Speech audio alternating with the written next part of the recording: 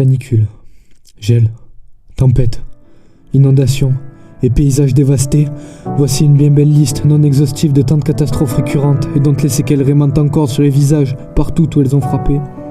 Aujourd'hui, l'homme, l'agriculteur plus particulièrement, vit avec cette peur constante de vivre ou revivre ces mêmes traumatismes. Et lorsque temps et météo ne laissent entrevoir que des mauvais présages, ce sont les cernes qui se creusent pour sourire à l'envers chez celui qui a tant chéri sa terre. Nous sommes en 2021, mais qu'ont fait nos géniteurs dans leur folle course à la mondialisation? Combien ont su penser et dire non? Non à une terre souillée, bétonnée, réchauffée et dévastée. Combien ont su se poser les bonnes questions? Beaucoup, c'est sûr, mais combien ont su s'opposer et agir? Bien moins, c'est évident. Alors qu'à la manière d'un coup d'État mené sous notre impuissante complicité, le changement climatique s'est désormais approprié notre monde, il convient alors à nous, générations futures, de ne plus le négliger. Pour la première fois dans cette bataille de l'humanité, les armes seront impuissantes et l'ennemi invisible. Faire d'une force immatérielle et funeste notre allié devient une évidence.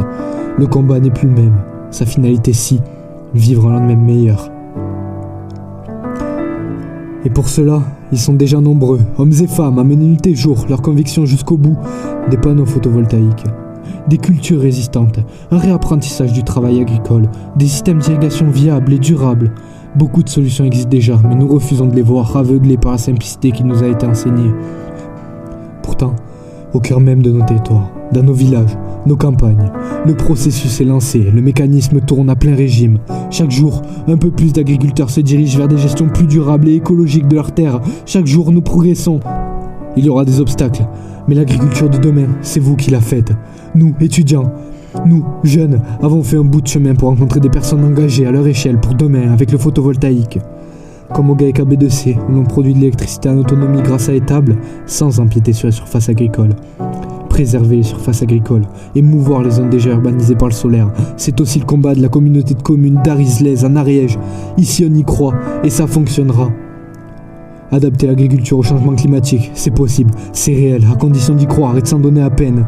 Et si ces 3 minutes ne peuvent détailler toutes les solutions qui existent, j'espère qu'elles vous auront convaincu d'une chose.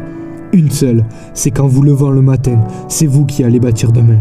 C'est vous qui adaptez la production agricole locale, française et même mondiale, avec des convictions, de la bonne volonté et une union forte. L'humanité parviendra à changer, à s'adapter encore et encore, comme on l'a toujours fait, à condition que vous soyez là et convaincus qu'on y arrivera.